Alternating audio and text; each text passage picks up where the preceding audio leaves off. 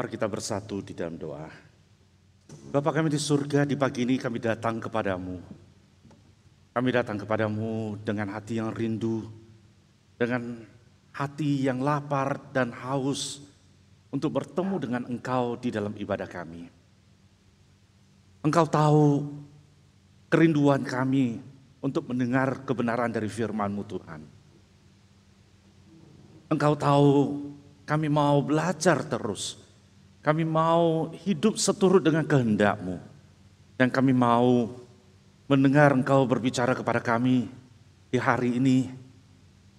Dan kami percaya Tuhan, Engkau yang memberikan firman kepada kami. Engkau yang sudah meletakkan firman di mulut hamba-Mu yang dengan penuh keterbatasan ini. Dan biarlah pada waktu kami mendengar Engkau bersabda kepada kami, Roh Kudus yang menggerakkan hati kami untuk meresponi firman-Mu ini. Dan hidup kami sekali lagi diubahkan. Terima kasih Bapa, kami percaya Engkau bersama dengan kami. Engkau ada dan Engkau yang berbicara kepada kami. Demi nama Tuhan Yesus kami bersyukur dan berdoa. Amin. Pada hari ini kita akan melanjutkan pembahasan mengenai khotbah di bukit. Selama beberapa minggu ini kita sudah mendengar ayat demi ayat yang tentang berbahagialah. Dan itu merupakan pengajaran firman Tuhan kepada kita. Dan hari ini kita sampai pada kalimat yang keempat dari khotbah yang di bukit. Yang tercatat di Matius pasal 5 ayat 6. Mari kita buka Alkitab kita di Matius pasal 5 ayat 6. Matius pasal 5 ayat 6 di sana dikatakan, berbahagialah orang yang lapar dan haus akan kebenaran, karena mereka akan dipuaskan. Sekali lagi, berbahagialah orang yang lapar dan haus akan kebenaran, karena mereka akan dipuaskan. Nah, Bapak Ibu sekalian, mengapa dikatakan berbahagialah kalau kamu lapar? Berbahagialah kalau kamu haus. Padahal kalau kita mendengar tentang ada orang yang kekurangan makanan, orang yang kehausan, kita akan merasa kasihan sekali. Saya percaya kita semuanya itu berkecukupan di dalam makanan. Tetapi pada waktu kita mendengar satu negara, anak-anaknya hidup dalam situasi yang sangat menggenaskan sekali. Tidak punya makanan, tidak punya minuman. Kita merasa itu kasihan sekali. Tetapi pada hari ini, Tuhan Yesus mengatakan berbahagialah. Berbahagialah orang yang lapar dan haus akan kelaparan, akan kebenaran. Pernah merasa kelaparan? Coba ganggu orang yang sedang dalam kondisi kelaparan. Maka Anda akan kenal satu istilah, senggol bacok. Karena itu membuat emosi orang yang sedang dalam kelaparan itu membuat dia emosi. Kalau kamu senggol dia sedikit, dia akan membacok kamu. Tetapi hari ini firman mengatakan, berbahagialah karena orang yang lapar dan haus akan kebenaran, mereka akan dipuaskan. Di ayat ini Yesus menggunakan frasa lapar dan haus secara metaforik untuk berbicara mengenai fundamental needs, kebutuhan yang paling mendasar dari kehidupan manusia, yaitu kebutuhan akan makanan dan minuman. Tanpa itu mereka akan mati. Saya ingin mengajak Bapak Ibu sekalian untuk melihat latar belakang kehidupan di Israel pada zaman Yesus. Kehidupan pada waktu itu bukanlah suatu kehidupan yang nyaman. Israel pada zaman itu dikuasai oleh pemerintahan Romawi dan mereka dikenakan pajak yang begitu tinggi. Banyak orang penduduk yang ada di sana itu menjadi sangat miskin dan bahkan makanan kadangkala sulit mereka dapatkan. Jadi tidaklah mengejutkan setelah Yesus memberi makan 5.000 orang, mereka berbondong-bondong mengikuti Yesus di hari berikutnya. Sehingga ketika Yesus melihat mereka, Yesus berbicara mengenai motivasi mereka yang sebenarnya dalam mengikutinya. Kalau kita membaca di Yohanes pasal 6 ayat 26 di sana dikatakan, sesungguhnya kamu mencari aku, bukan karena kamu telah melihat tanda-tanda yang telah aku lakukan, melainkan karena kamu telah makan roti itu dan kamu kenyang. Nah, inilah menjadi alasan di mana Yesus mengucapkan ucapan bahagia yang keempat ini. Saudara-saudaraku, setiap kita tahu bahwa makan dan minum adalah sesuatu yang vital dalam hidup manusia. Manusia tidak bisa mengatakan, kadang-kadang aja saya makan ya, kadang-kadang aja saya minum. Atau pernah nggak mendengar orang mengatakan, saya minum setahun sekali, saya makan setahun sekali. Tentu tidak bisa.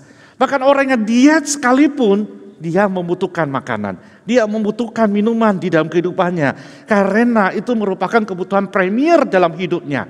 Itu merupakan basic needs yang dia butuhkan di dalam kehidupan sehari-hari. Bahkan dari hari pertama lahir, bayi sudah menunjukkan respons akan lapar dan haus itu. Mari kita menganalisa apa yang akan terjadi dengan makanan yang masuk ke dalam tubuh kita.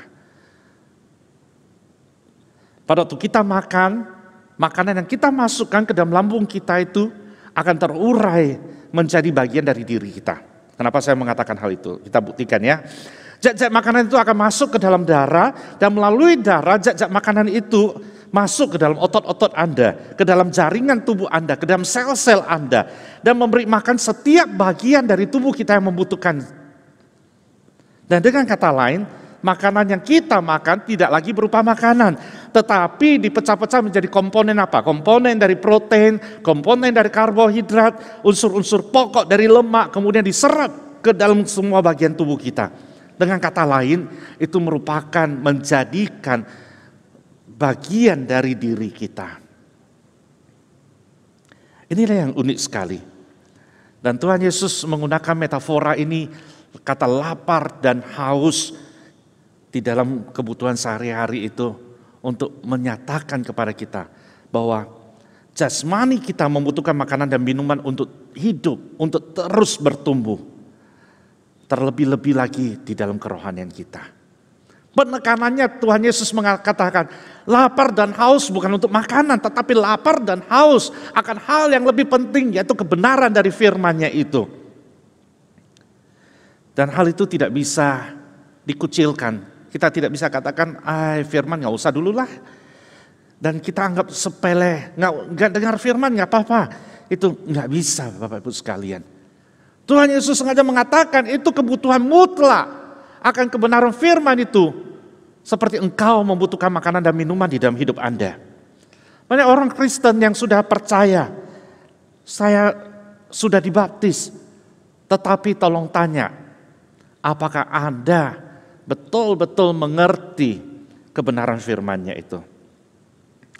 Kalau saya ilustrasikan seperti saya memberikan sepotong roti kepada Anda. Lalu Anda menerima roti itu, lalu Anda memasukkan ke dalam kantong Anda.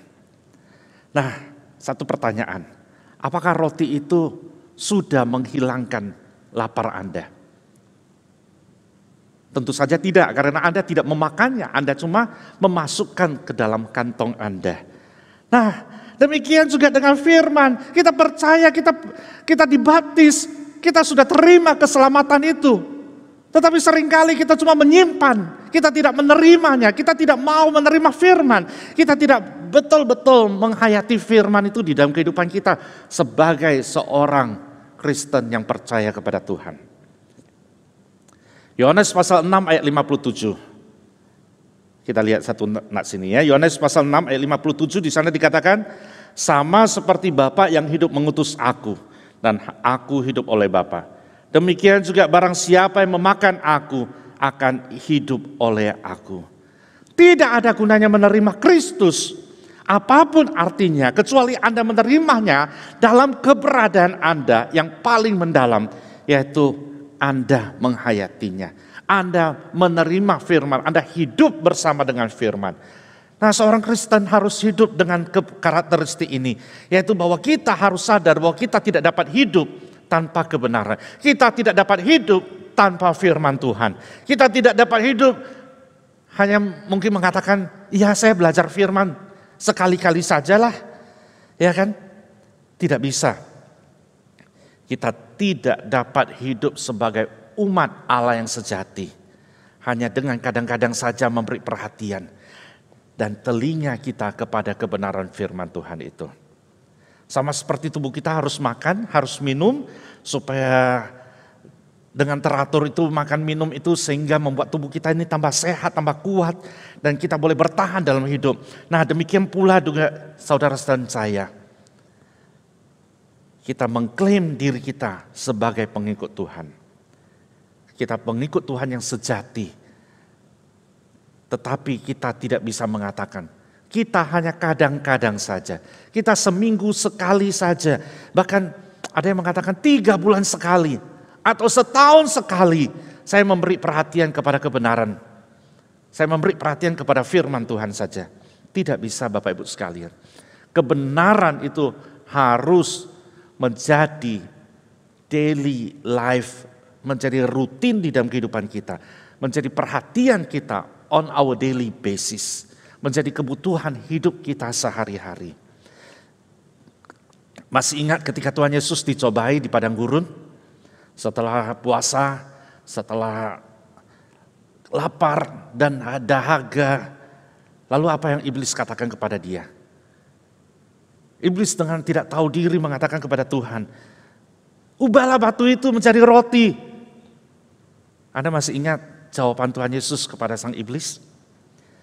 Di sini dikatakan, manusia hidup bukan dari roti saja, tetapi dari setiap firman yang keluar dari mulut Allah.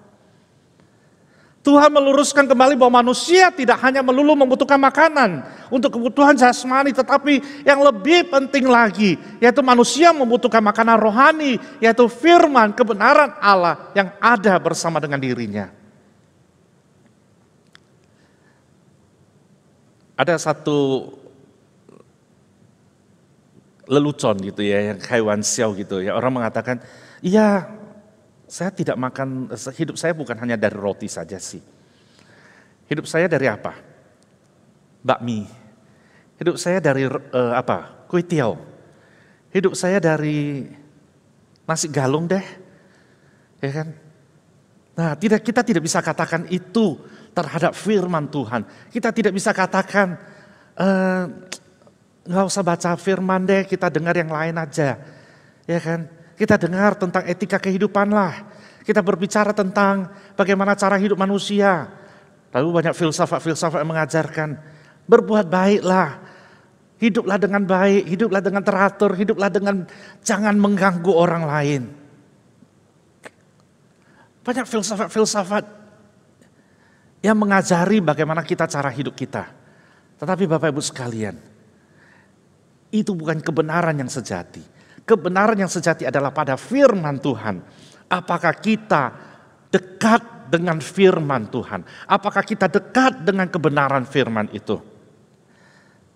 Tanpa kebenaran, kita semua adalah orang-orang yang mati secara spiritual. Without truth, we are all dead spiritually. Tanpa firman ini, tanpa kebenaran ini, kita adalah orang-orang yang mati secara spiritual. Kita tidak bertumbuh, kita tidak kenal dekat dengan Tuhan. Anda kenal dengan pasangan Anda? Bagaimana Anda kenal dengan pasangan Anda? Bagaimana Anda akrab dengan pasangan Anda?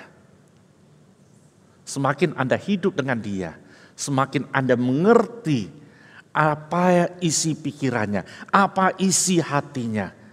Sampai satu tahap, kamu menatap matanya, kamu tahu apa yang dia inginkan. Nah, itu artinya apa? Artinya kamu betul mengerti akan dia. Engkau betul percaya kepada dia. Bagaimana hubungan kita dengan Tuhan? Bagaimana kita di dalam keseharian kita mengejar akan kerinduan kita untuk mendengar kebenaran firman itu.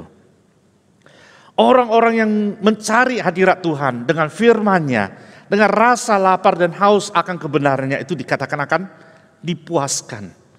Kata dipuaskan dalam kata bahasa aslinya itu yaitu kortas sontai. Saya ulangi sekali lagi, kortas sontai. Yang juga dapat berarti itu dikenyangkan, dipenuhi. Jadi apa artinya itu? Bahwa kebenaran bukan hanya mengenyangkan, bukan hanya menghidupkan kita. Tetapi apa? Dia akan memuaskan kita. Apa perbedaan antara kenyang dan puas, Bapak Ibu sekalian? Saudara-saudaraku yang kukasihi. Anda makan, lalu Anda merasa, wah kenyang banget. Tetapi tolong tanya, apakah Anda kekenyangan dan Anda dipuaskan melalui makanan yang Anda makan itu? Belum tentu. Kekenyangan adalah akibat dari fungsi mendasar dari makanan. Kita masukkan makanan itu ke dalam lambung kita, lalu kita merasa full, lalu kita merasa kenyang.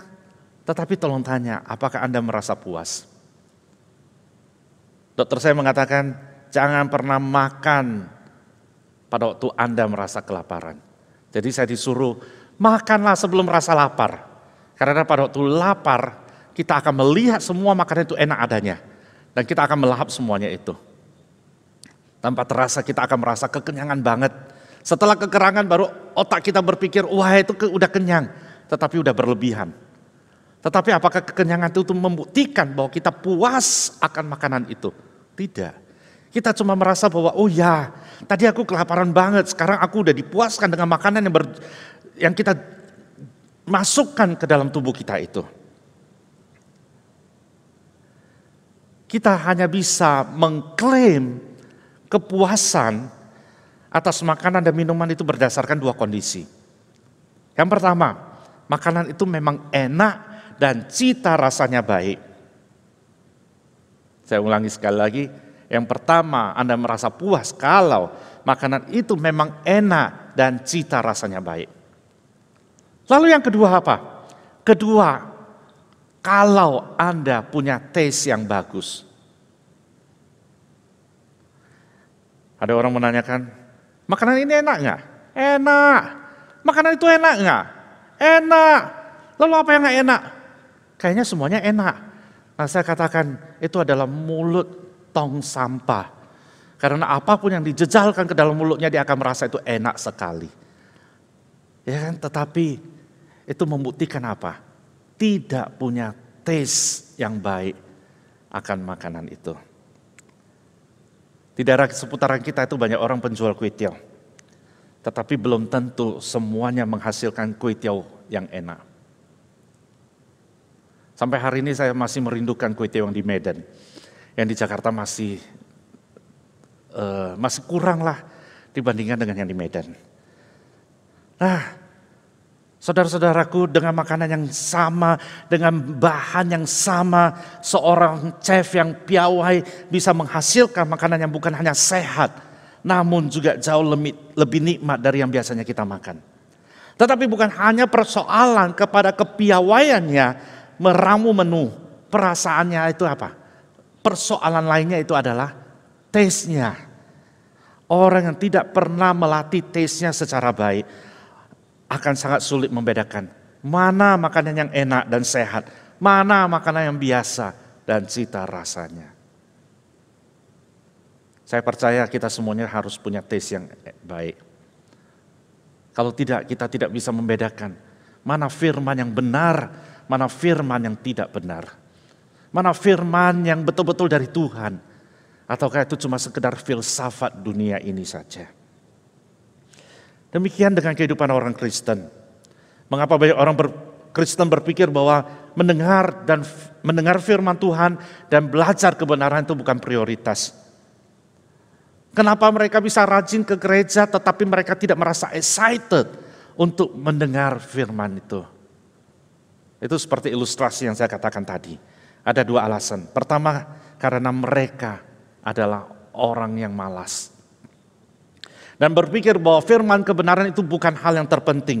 Yang terpenting adalah saya sudah percaya. Yang terpenting adalah saya sudah menerima keselamatan itu. Yang terpenting itu adalah kehidupanku. Yang terpenting itu apa? Yang terpenting itu kalau boleh minggu saya bangun lebih lambat sedikit. Ibadah entar aja. Saya boleh menikmati hari-hari kudus terlebih dahulu. Dari Senin sampai Sabtu saya sudah bekerja capek. Minggu biarlah saya berleha-leha. Biarlah saya menikmati hari mingguku itu. Apalagi pada waktu ini ibadah dilakukan online. Ntar aja saya masih bisa ikut ibadah yang berikutnya lagi. Atau waktu minggu saya pergi jalan-jalan dulu deh.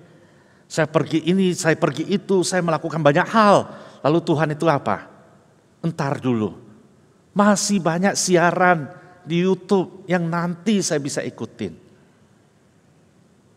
Nah saudara-saudaraku, kita tidak mengutamakan Tuhan di dalam kehidupan kita.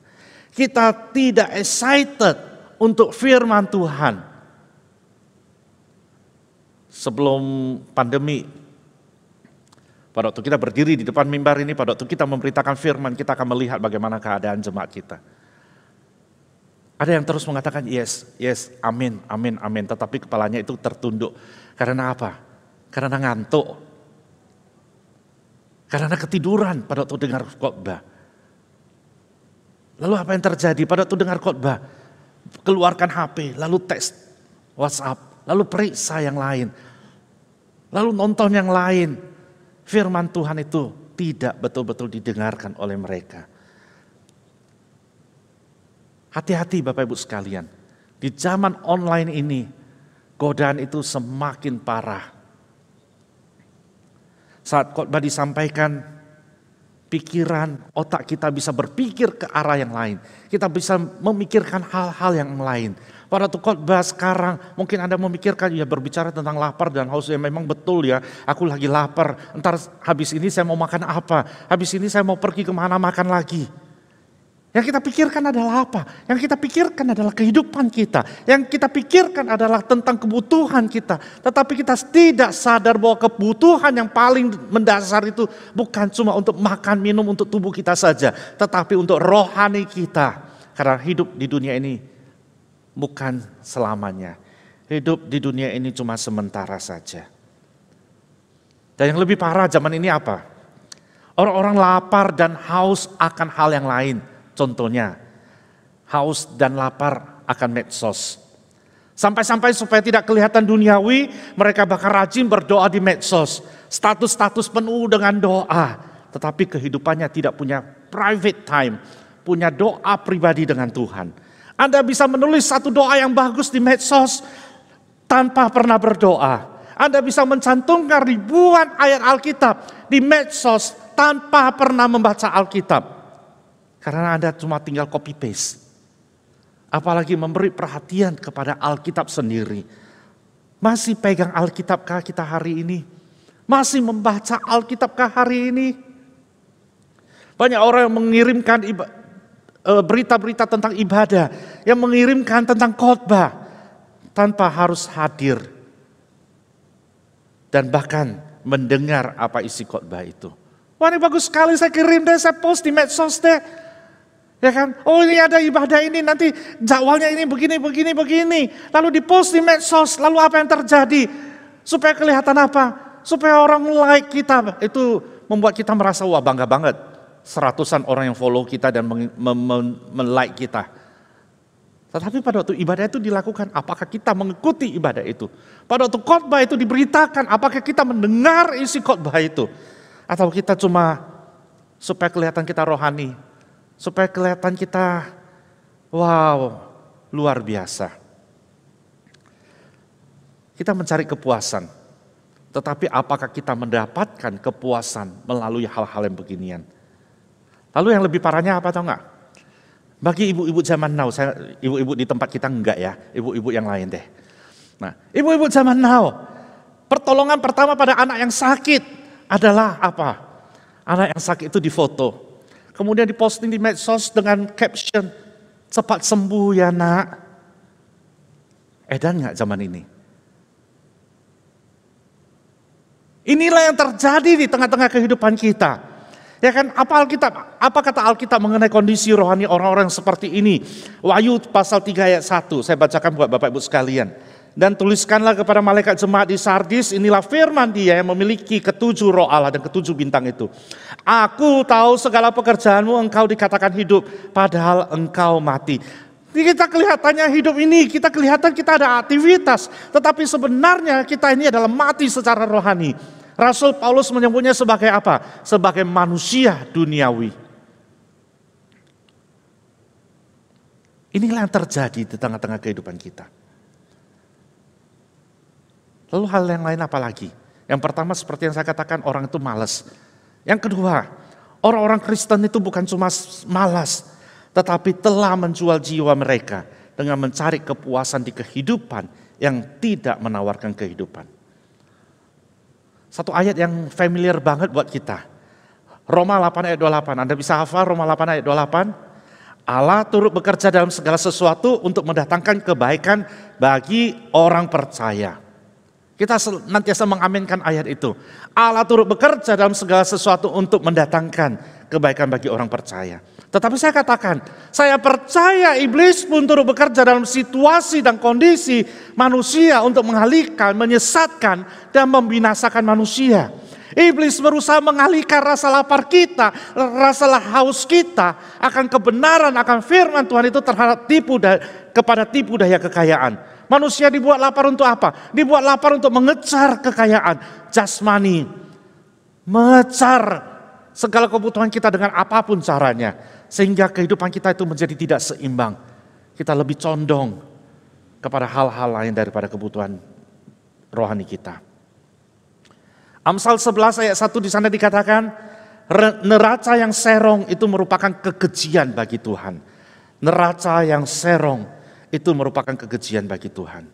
Orang-orang seperti ini masih bisa mengikuti ibadah, tetapi tanpa merasa perlu mendengar tentang kebenaran Allah bagi rohaninya. Biasanya suka pilih-pilih khotbah yang mana yang cocok baginya untuk didengar.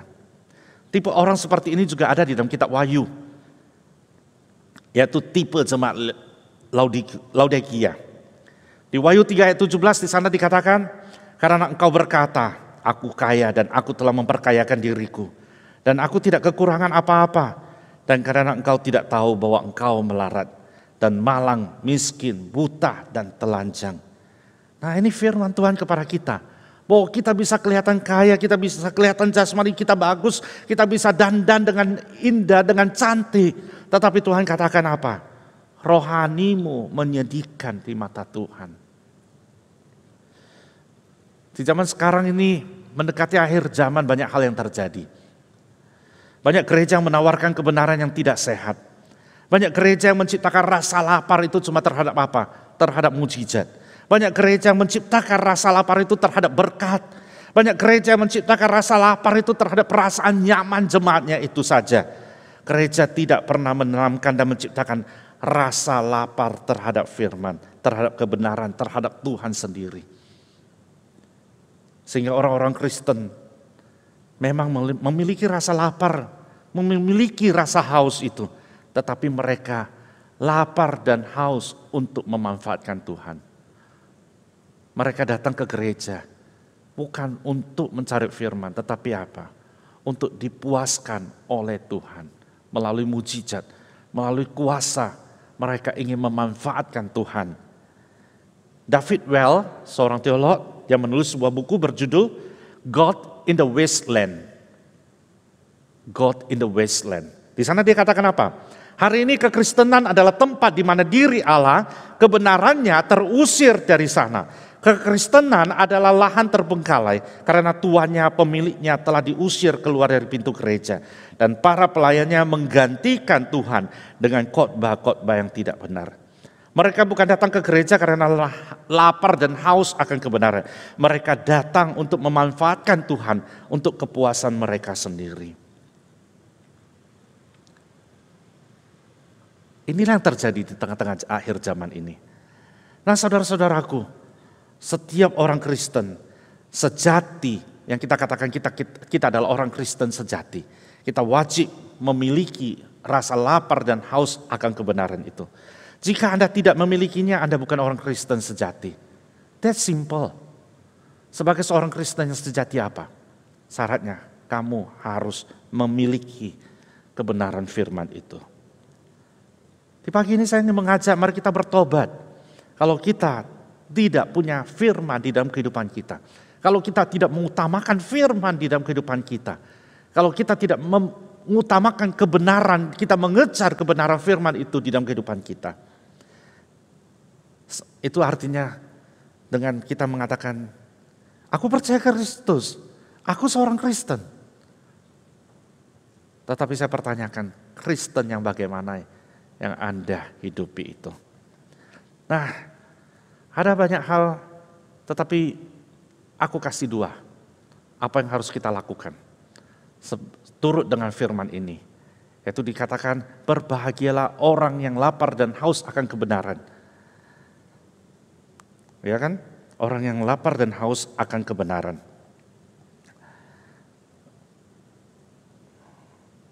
Karena mereka akan dipuaskan. Dua hal yang saya katakan. Apa yang harus kita lakukan? Yang pertama, mari kita kembali kepada firman. Saya tidak menjudge Anda, tetapi saya ingin mengajak. Mari kita membaca Alkitab kita kembali. Sudah berapa lama kita tidak membaca Alkitab kita dengan teratur? Kapan terakhir kita membaca firman Tuhan secara teratur? Atau kadang-kala saya ingat saya baca, kadang-kala saya kepingin baca, ya sudah baca, enggak. Tetapi saya tanyakan, seberapa lama Anda sudah tidak membaca firman dengan teratur? Satu hal yang pertama yang harus kita lakukan, mari kita kembali lagi untuk mengejar kebenaran firman. Bukan cuma hari Minggu saja, bukan cuma hari-hari besar ibadah saja, tetapi setiap hari kita dekat dengan Tuhan melalui firman. Tuhan sudah membuka dirinya kepada kita. Melalui Alkitab, Tuhan berbicara kepada kita. Kalau kita tidak mau membaca, kita tidak kenal Tuhan secara pribadi. Lalu pada waktu kita membaca, kita memohon kepada Roh Kudus untuk memberikan penerangan bagi pikiran kita, bagi hati kita, supaya apa yang kita baca itu kita pahami, apa yang kita baca itu meresap ke dalam tubuh kita, seperti kita memasukkan makanan ke dalam tubuh kita. Yang kedua, biarlah firman itu menguasai hidup kita. Firman itu menjadi bagian dari hidup kita. Firman itu berkembang di dalam setiap aspek kehidupan kita. Ulangi lagi, pertama, baca firman. Kita mohon Roh Kudus menerangi kita melalui firman yang kita baca itu. Lalu yang kedua, seperti makanan yang kita makan itu bekerja, itu terurai menjadi unsur-unsur komponen-komponen yang dibutuhkan oleh tubuh kita. Firman yang kita baca, firman yang kita masukkan ke dalam kerohanian kita, ke dalam tubuh kita itu menjadi bagian-bagian dari diri kita. Kita hidupi firman itu, kita jalani firman itu, kita tunjukkan bahwa kita hidup di dalam kebenaran itu. Dan itu akan keluar dari setiap aspek kehidupan kita. Kita akan menghasilkan buah-buah roh karena firman itu yang memimpin hidup kita. Kebenaran itu ada di dalam kehidupan kita. Dan hidup kita itu akan menjadi segar, kita akan menjadi sehat. Karena firman itu ada bersama dengan kita.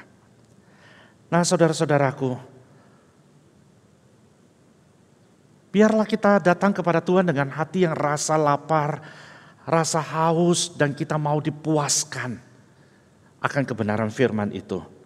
Pada waktu firman itu memenuhi kita, tidak ada yang bisa menggantikan kebenaran firman itu di dalam hidup kita.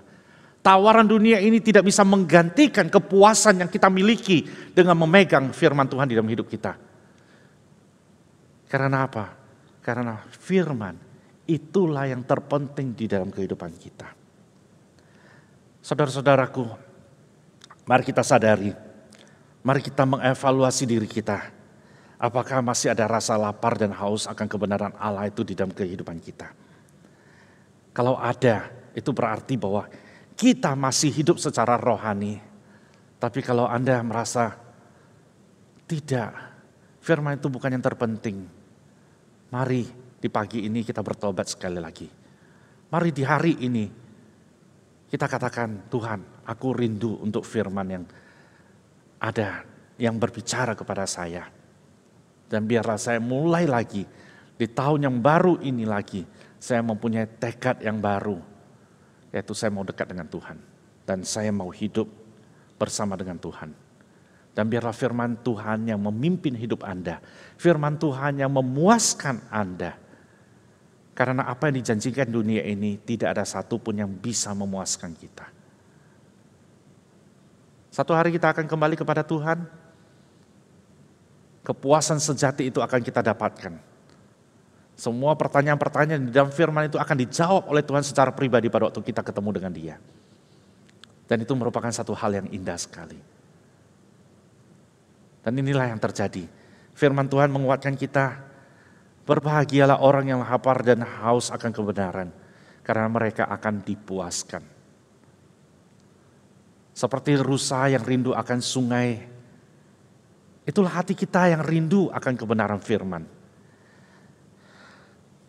Satu lagu buat kita semuanya sebagai penutup dari khotbah ini. Ayat ini mengatakan kepada kita, dulu ku mau berkat, tetapi kini mau Tuhan. Dulu aku cuma merasa, aku pakai feeling, tetapi sekarang aku mau firman-Nya.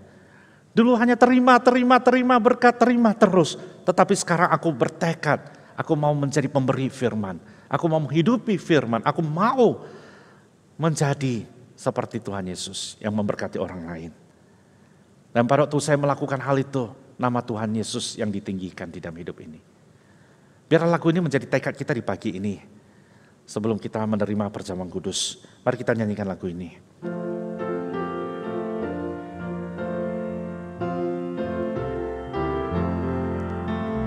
Dulu ku mau berkat, kini mau Tuhan.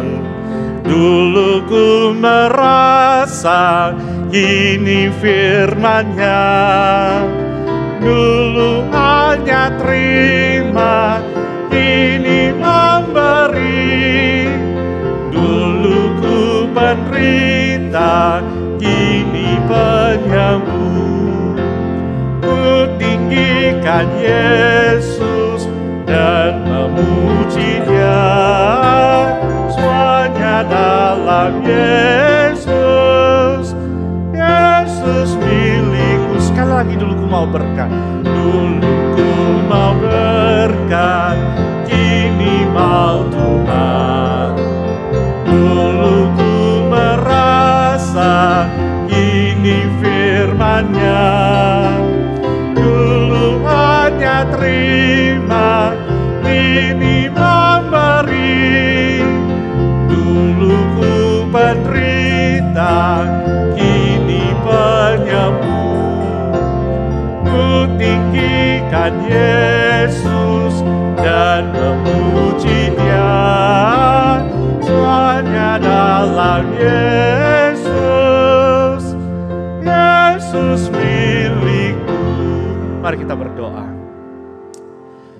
Bapa kami yang di surga, seperti lagu yang kami nyanyikan tadi. Inilah tekad kami di hari ini. Sebelumnya kami cuma mengejar berkat, tetapi hari ini kami memutuskan, kami mau mengejar kebenaran dari firman-Mu. Selama ini kami terlena, tetapi hari ini kami mau menjadi orang yang dipuaskan oleh firman-Mu. Kami mau bertobat, kami mau diubahkan sekali lagi. Kami mau mengenal Engkau lebih dalam lagi. Kami mau firman-Mu itu yang menjadi pelita di dalam hidup kami. Kami mau hidup bersama dengan Engkau.